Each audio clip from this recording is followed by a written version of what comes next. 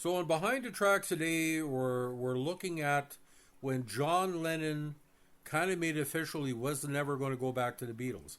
Although he was good friends with Harrison and Starr, he was writing and producing and recording with them. He had no relationship with Paul McCartney. A lot of people think it's How Do You Sleep, that diss track for what Paul McCartney did on his first album. But a lot of people believe that the song God, literally God, recorded in 1970 was the pure Kiss Off. Although he did How Can You Sleep later on, this really stuck it to the teeny bopper fans of the Beatles, teeny bopper fans of the John, and teeny bopper and psychedelic fans of the Beatles music, because he basically said, there's just me and Yoko in this equation.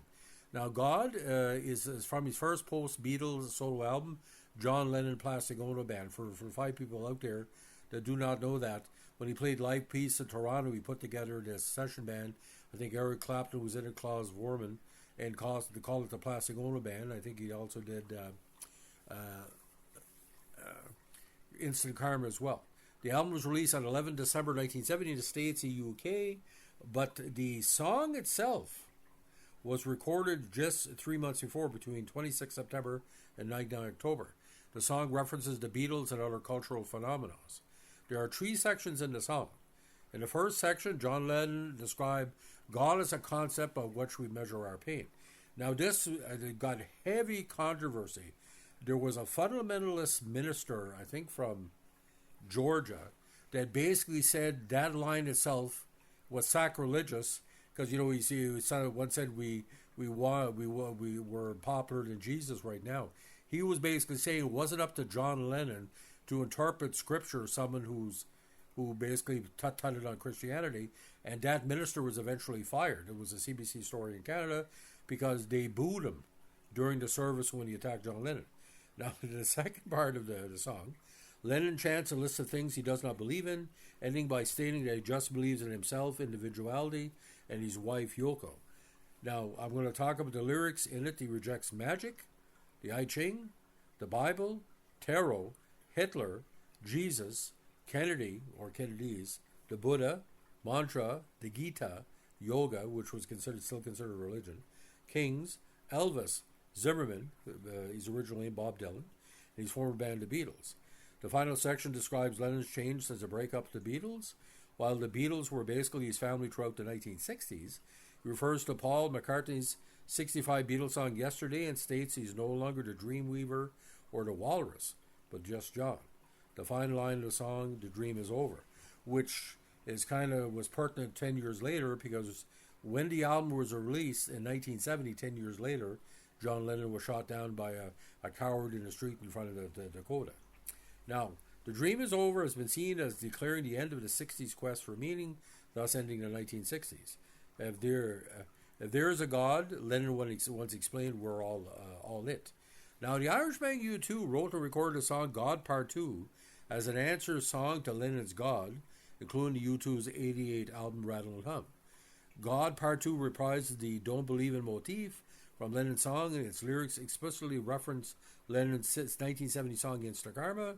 An American biographer and Dylan's former manager, Albert Goldman, authored a controversial book, still controversial, The Lives of John Lennon. If you heard about the book, don't pick it up. It's a piece of shit. Now, English musician David Bowie, a friend and one-time musical collaborator with Lennon, wrote and recorded the song Afraid, which was included in his 2002 album Heathen. One of the song's lyrics, I Believe in Beatles, is a rejoinder to Lennon singing I Don't Believe in Beatles in God. Now, ironically, on the song, John Lennon, who played the vocals and tack piano, was joined by the fifth Beatle, Billy Preston, great performance on grand piano, Ringo Starr on drums, and Klaus Vormann, his longtime friend, on bass guitar. So technically it was Beatles Phase 2. So there's a video there, I think it was made by an independent videographer, and shows all the lyrics of the song. And if you can find it, it was taken down twice because of copyright infringement. And some people in the yoga movement were critical of it because they didn't want to let people know that they see yoga as a religion. So the verses go like this.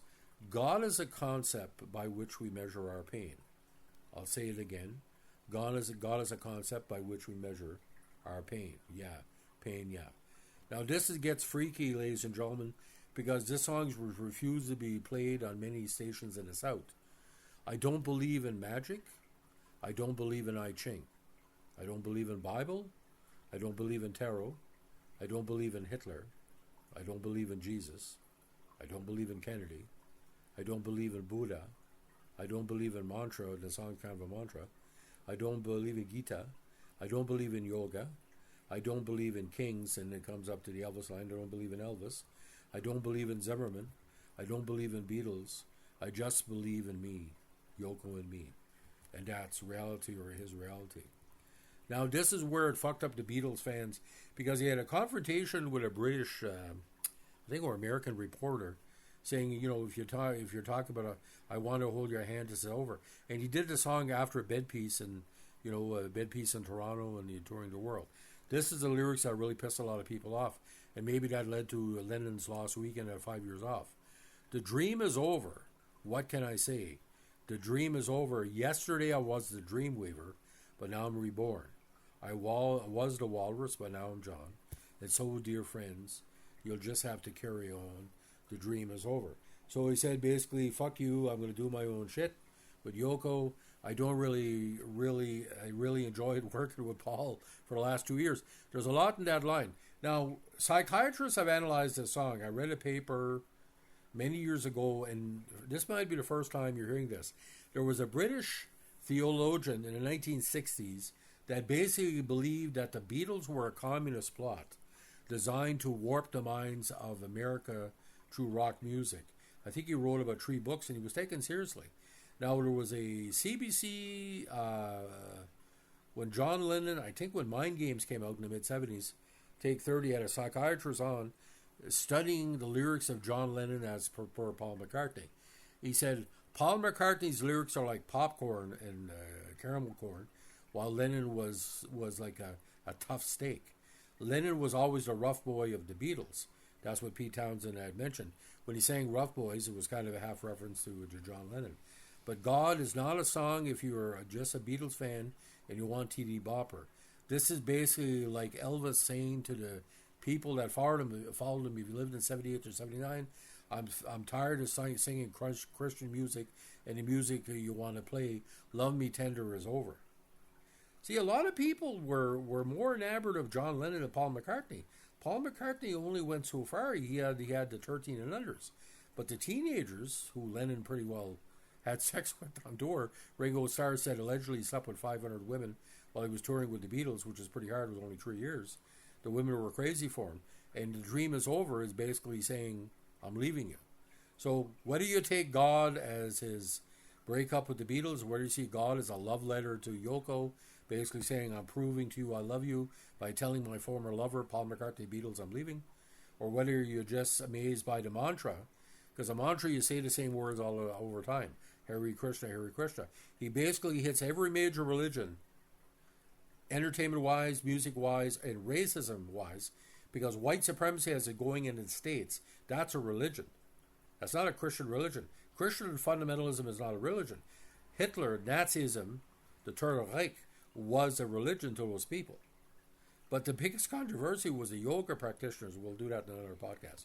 So, ladies and gentlemen, if you're behind the tracks, you like what we're doing with our Lennon podcasts, either with the Beatles or without, let us know with a like, comment, subscribe, or share. If any yoga fans are just finding out now that you are a religion, not my problem, because that's why they were pissed off. He said John Lennon hurt yoga. That stopped yoga getting bigger in Canada, the States in the 1970s.